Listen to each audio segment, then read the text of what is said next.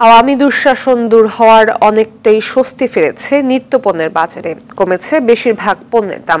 মহাসড়কে চাঁদাবাজি বন্ধ হয়ে সপ্তাহের ব্যবধানে কেজিতে 20 থেকে 25 টাকা কমেছে সবজির দাম।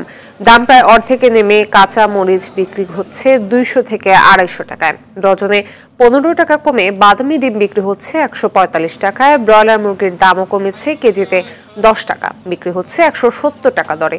কেজিতে প্রায় 100 টাকা পর্যন্ত কমেছে মাছের দাম। 1500 টাকায় বিক্রি হচ্ছে ইলিশ। কমেছে চিনি ও ডালের দামও।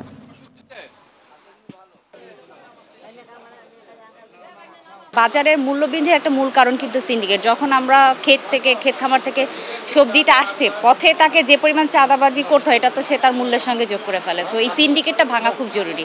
লাল ডিমে 15 টাকা ডজনে কমছে, সাদা ডিম এরকমই একই দাম। মূল্য নিয়ন্ত্রণের জন্য সিন্ডিকেট ব্যবসায়ীদের যে সিন্ডিকেট আছে এটা ভেঙে দিতে হবে এবং যেসব সিন্ডিকেট ব্যবসায়ীরা আছে তাদের গ্রেপ্তার করতে হবে। এই মুহূর্তে বরিশাল থেকে সরাসরি যোগ দিচ্ছেন সহকর্মী আরিফুল ইসলাম। আরিফ, বাজারে নিত্য পণ্যের দামের বিষয়ে সর্বশেষ কি তথ্য আছে আমাদের জানাবেন?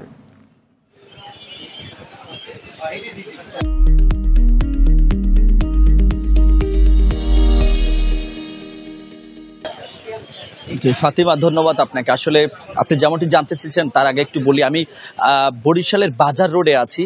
এখন আমি এই বাজার রোডে এসে সাধারণ ব্যবসায়ীর সাথে কথা বলেছি। তারা প্রথমেই স্বস্তির একটি নিঃশ্বাস দিয়েছে। তারা বলছেন যে সিন্ডিকেট নেই, সড়কে চাঁদাবাজি নেই। সুতরাং বরিশালবাসী নয়, এখন গোটা দেশবাসী কিছুটা হলেও নিরবিচ্ছিন্নভাবে তারা আসলে যে পণ্যগুলো রয়েছে সেই পণ্যগুলোর সঠিক মূল্য দিয়ে তারা কিনতে পারবে। তো সেই তথ্যের হিসাব অনুযায়ী একটু জানাতে চাই, আজকে আমরা খুচরো বাজার এবং পাইকারি বাজারে যে তথ্যটি পেয়েছি তার মধ্যে শুধুমাত্র কাঁচামরিচ এবং শসা, যেহেতু আজকে শুক্রবার, সুতরাং বরাবর মতো শুক্রবারে এই দুটো পণ্যের উপর এবং লেবু এগুলোর উপর একটু প্রভাব পড়ে। সেই অংশ হিসাবে শসায় মাত্র 10 টাকা কেজি প্রতি বৃদ্ধি পেয়েছে, আর কাঁচামরিচও 10 টাকা কেজি প্রতি বৃদ্ধি পেয়েছে। আর যা শাকসবজি থেকে শুরু করে মাছ মাংস যা আছে সবগুলোই কিন্তু দাম কমেছে। যদি হিসেবে একটু বলতে চাই, এর আগে গরুর মাংস কিন্তু 780 থেকে 800 টাকায় বিক্রি হতো, আজকে কিন্তু সেটা 750 টাকায় বিক্রি হচ্ছে এবং খাসির মাংস অপরিবর্তিত রয়েছে। তবে সকল ধরনের মুরগির দাম কিন্তু প্রচুর পরিমাণে কমেছে। অর্থাৎ যেই ব্রয়লার মুরগি 220 থেকে 30 টাকা হারে ওই বরিশালবাসী কিনেছে, সেটি আজকে মাত্র 150 টাকা। এছাড়া সোনালী মুরগি 250 টাকা, সেখানে কিন্তু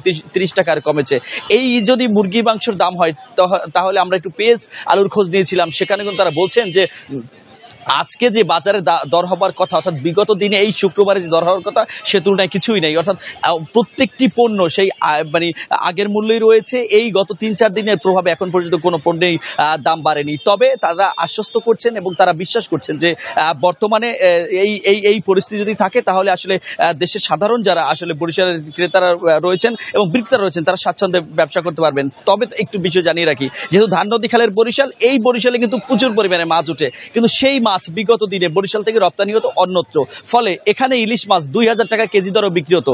তবে সাম্প্রতিক সময় আমরা যে খোঁজটা নিয়েছি গতকাল এবং আজকে, ইলিশ মাছের কেজি কিন্তু অনেকটাই কমে এসেছে। কেজি প্রতি এখন কিন্তু 1400-1500 টাকা কেজি বিক্রি হচ্ছে ইলিশ মাছের পাইকারি বাজারে। খুচরো বাজারে হয়তো বা কিছু অসাধু ব্যবসায়ীরা বৃদ্ধি করতে পারে। তবে এখন পর্যন্ত ব্যবসায়ী যারা বলছেন নিরবিচ্ছিন্নভাবেই তারা ব্যবসা করে যাচ্ছেন, ক্রেতারাও স্বাচ্ছন্দ্যে মালামাল কিনতে পারছেন। ফাতিমা, এই ছিল বরিশাল থেকে আমার কাছে।